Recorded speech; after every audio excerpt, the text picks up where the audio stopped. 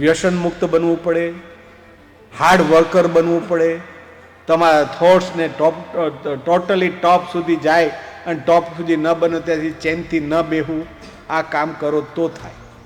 પણ જો તમે અહીંથી ગયા પછી થોડું સ્ટેન્ડ તમારું બને અને તમારામાં પરિવર્તન આવે, દારૂ પીવા મળો, ગંદુ ખાવા મળો, ગંદુ વિચારવા મળો, ગંદુ કાર્ય કરવા મળો, તો કંઈ નહીં.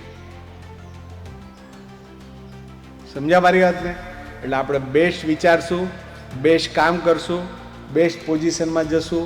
આ બધું આપણે બેસ્ટ બેસ્ટ બેસ્ટ બેસ્ટ બનવું છે.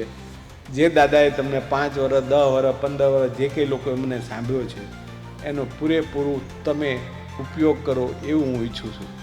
અને કોઈને કંઈ કામ હોય તો હું અહીંયા બેઠો છું, મને અંગત આવીને કહી શકો છો, જાહેરમાં નહીં તો અંગત કહી શકો છો.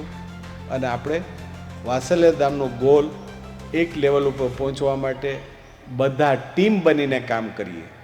કોઈ માનો બિહાર ચાલુ કરીએ તો તમને એમ થાય કે મારે બિહાર જવું, ત્યાં જશું, ઓરિસ્સા જશું. આપણે એવું કાર્ય કરીએ, એવું કામ કરીએ કે જેમાં હજારો બાળકો, લાખો બાળકો એમાં ભણે, કેપેબલ બને, શક્તિશાળી બને. આ બધા માટે મેન તાકાત જોઈએ, કરવાની ભાવના જોઈએ અને પૈસા જોઈએ. એટલે તમારે અત્યારે કોઈ પણ કાંઈ હાર્ડ વર્ક કરી તમારી બેલેન્સ શીટ તમે બેટર બનાવો, તમારી પોઝિશન તમે બેટર બનાવો, તમારું ફેમિલી પહેલાં તમે બેટર બનાવો, પછી જોઈન્ટ થાવ સંસ્થા સાથે. સમજ્યા? ઓકે, કરશો આપણે બધા? ડન?